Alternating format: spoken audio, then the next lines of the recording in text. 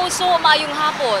Karon subli na usab kamo namong giimbitahan sa pagsaksi sa mga isyung amo pang mas gipalauman dinhi lamang sa isyu karon.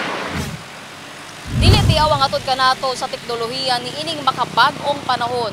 Tuod kay sa usa lamang ka click sa imo ang mga tudlo gamit ang computer, mamahimo na nimo makabot ang walay sukod o katapusang impormasyon sa bisan asang suok sa kalibutan. Kini ang atod kanato ni Cassie Rosos.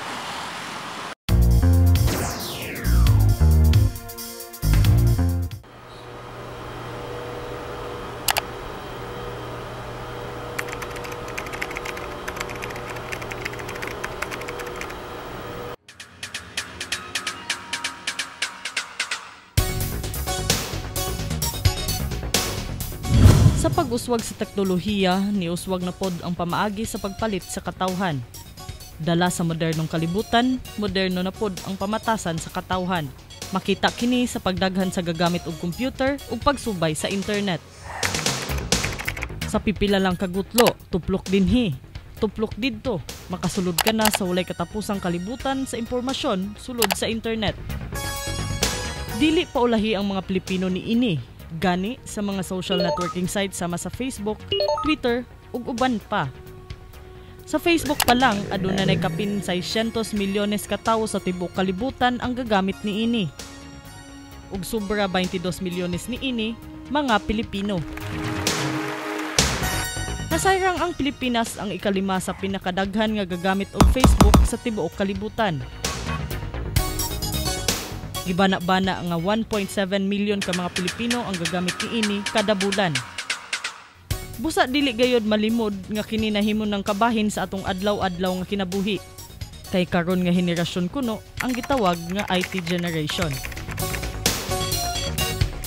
Sa kadaghan nga misulpot nga social networking site, dili malimod nga nag-innovate na usab ang mga negosyante. Kay bisan sa social networking sites na uso na pod ang pagpamaligya, mas nailaki ni sa tawag nga online shop. Mga sanina, cellphone, laptop ug bisan unsa pa mang pwede nga ibaligya, mapalit na dinhi sa mga online shops. Dali man siya promote, mas dali ka makakuha og kanan mga customers. And so dili ka wala kay rant. I mean like kung sa online shop lang, kailangan natin mo ang kanang hard work lang jud nga kanang ma-promote kasi imuhang mga product. Si Eden kapin kun kulang duha na katuig sa ani nga matang sa pagbaligya. Ug sa mga sama niya, ang iyang shop mo kita og halos 6,000 kada bulan. Actually ako mag 2 years naman ko nga nag-online shop. First na akong gawas na money para capital is only like 1,000 pesos. First akong ibaligya was accessories. Then mo to nag-grow siya. Then ang akong capital na times 2, then mo na to siya. Nag-start na ko, then nakabaw na ko kung unsay mga strategy sa online selling. Kung asa ka mas makadako ka ng earn money. Ang iyang mga baligya gikan pa og Manila, gipadala lamang kini pinaagi sa mga courier sa nasud. Ang mga suppliers niya na ilarapod niya pinaagi sa internet. Busa aduna pud siya mga pamaagi sa pagsiguro sa kalidad sa mga produkto.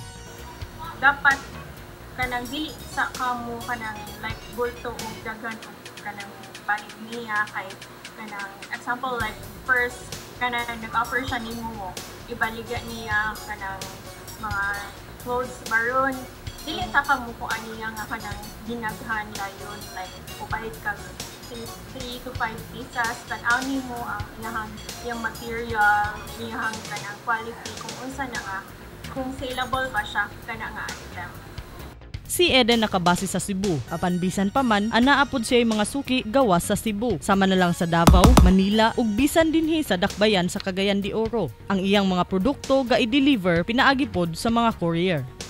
Kung kuan jud, kung like ang imuhang items are pre-order, dapat mag-set ka og rules na 50% down payment baron or 30% down payment before the cut-off date.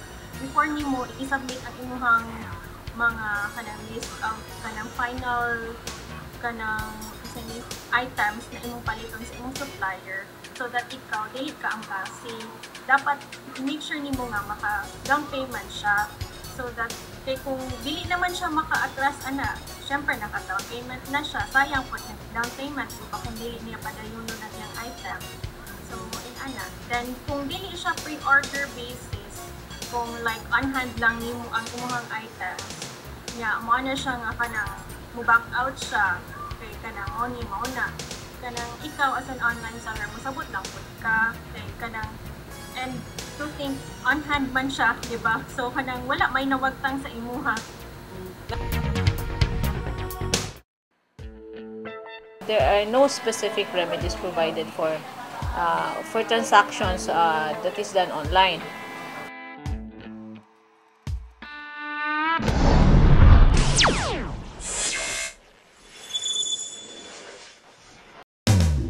Joe Ligaspina would like to thank Casablanca and Chili Girl.